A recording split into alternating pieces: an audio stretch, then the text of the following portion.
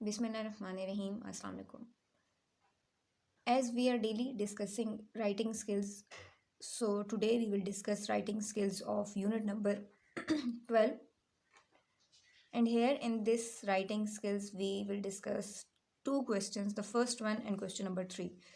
First question is write a letter to the principal of your school requesting him/her to instruct the person in charge of the canteen to provide healthy and nutritional food in the school cafeteria.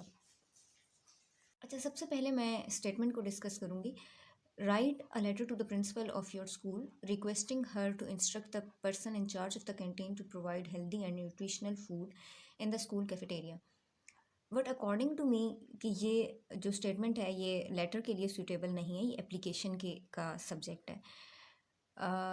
इसलिए भी कि हमेशा request जब भी की जाती है तो वो थ्रू एप्लीकेशन की जाती है, थ्रू लेटर नहीं किया जाता. ठीक है. और प्रिंसिपल को एप्लीकेशन ही लिखी जाती है, लेटर नहीं लिखा जाता. लेकिन अगर इस तरह की स्टेटमेंट स्टूडेंट्स के पास आए पेपर में तो उन्होंने लेटर फॉर एग्जांपल उन्हें ये लग रहा है कि ये जो बेसिकली स्टेटमेंट है ये लेटर के लिए सूटेबल नहीं है, ये एप्लीकेशन के लिए होनी चाहिए. लेकिन जो पेपर में उन्होंने स्टेटमेंट दी अगर तो लेटर के अकॉर्डिंग दी है तो आपने लेटर ही लिखना है, आपने उस स्टेटमेंट को ही जस्टिफाई करते हुए अपना पेपर करना है. ठीक है. चलिए, अब जो मैंने मटेरियल लिखा है और जो स्ट्रक्चर है वो बेसिकली फिर लेटर का ही है. Examination hall comma city colon A.B.C comma date 3 January then comma 2025 के बाद full stop. Then line skip करनी है. फिर the principal school colon A.B.C और सिटी कॉलन D.E.F. अच्छा, वैसे जो मार्क्स होते हैं ज़्यादा मार्क्स कंटेंट के ही होते हैं, यानी बॉडी के ही लेटर या एप्लीकेशन के जो भी आपने कंटेंट लिखा है जो उसकी बॉडी है उसके होते हैं. 5 मार्क्स कंटेंट के होते हैं और 3 मार्क्स स्ट्रक्चर के होते हैं. उसमें से भी 1 नंबर तो पर्टिकुलरली डेट का होता है. ठीक है. तो डेट आपने बिल्कुल ठीक से लिखनी होती है. डेट लिखने का एक तो ये वे है कि आप पहले डे बताएं. ठीक है. कौन सी डेट है वो बताएं, फिर मंथ बताएं और फिर ईयर बताकर फुल स्टॉप लगाएं. दूसरा वे ये है कि पहले मंथ लिखा जाए फिर डेट लिखी जाए, और ये दोनों वेज जो हैं ये करेक्ट हैं. ठीक है. Then you have to skip a line. उसके बाद सब्जेक्ट लिखना है. अब सब्जेक्ट लिखते हुए स्टूडेंट्स अक्सर जो पेपर चेकिंग में हम एक मिस्टेक देखते हैं कि स्टूडेंट्स क्या करते हैं कि फ्रॉम A to Z जितनी भी स्टेटमेंट दी जाती है वो सारी उठा के सब्जेक्ट में लिख देते हैं. ऐसा नहीं होता. ठीक है. सब्जेक्ट में सिर्फ ये बताया जाता है कि आप किस लिए ये एप्लीकेशन या लेटर लिख रहे हैं. तो यहाँ पे देखिए मैंने क्या सब्जेक्ट लिखा है, request for the provision of healthy and nutritional food. ठीक है. चलें जी स्टार्ट करते हैं हम. Honourable ma'am, it is stated that I want to bring your attention to the food provided in our canteen या in our school canteen. Schools canteen यूँ भी लिख सकते हैं. आगे देखिए, our canteen serves a variety of food items but many of them are unhealthy. As students, it is necessary for us to take food which is full of nutrients and also hygienic. यानी कि nutrients भी हों उसमें बहुत ज़्यादा और साफ़ सुथरा होना चाहिए. I request you to instruct the person who is in charge of the cafeteria to provide healthier food options such as whole grains and low fat snacks, salads, sandwiches and fresh juices would be a great addition to menu. यानी ये सब चीज़ें menu में या school cafeteria में जो provide की जाती हैं वो बेसिकली इस तरह की चीज़ें होनी चाहिए. Food items should be proper covered and wrapped. I hope you will consider my request and take the necessary steps to improve the quality of food in our school's canteen. और ending अब वही बात again कि application नहीं है.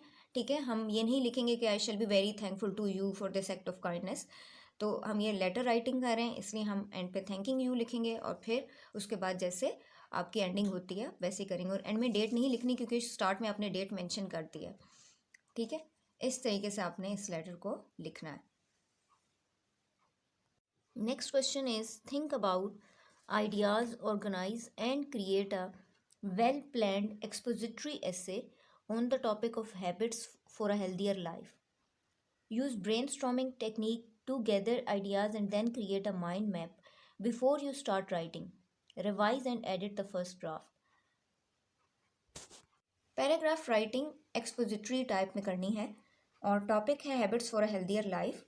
पहले expository paragraph देख लेते हैं, एक्सपोजिटरी राइटिंग को देख लेते हैं. Basically the purpose of expository writing is to provide information, clarify understanding and present facts in a clear and concise manner. Expository writing में पर्सनल ओपिनियंस और इमोशंस को डिस्क्राइब नहीं किया जाता, बल्कि फैक्ट्स एंड फिगर्स पे बात की जाती है. माइंड मैप बनाने को कहा था स्टेटमेंट में.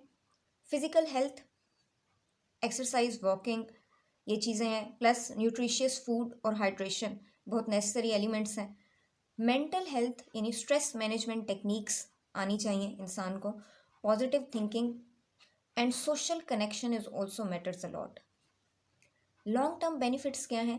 Prevention of chronic disease, increased productivity यानी काम करने की सलाहियत ज़्यादा बेहतर की जा सकती है. चलिए डिस्कस करते हैं वन बाय वन हैबिट्स को. Adopting healthy habits is essential for maintaining both physical and mental health. Regular physical activities such as walking, running and exercise strengthen the body and helps to prevent diseases like heart issues and diabetes. यानी physical activities ना सिर्फ body posture को maintain रखती हैं, बल्कि disease जो कि heart problem से या फिर डायबिटीज़ से रिलेटेड है उनको भी ओवरकम करती हैं. Balance diet that includes plenty of fruits, vegetables and whole grains provides proper nutrients to the body to function optimally.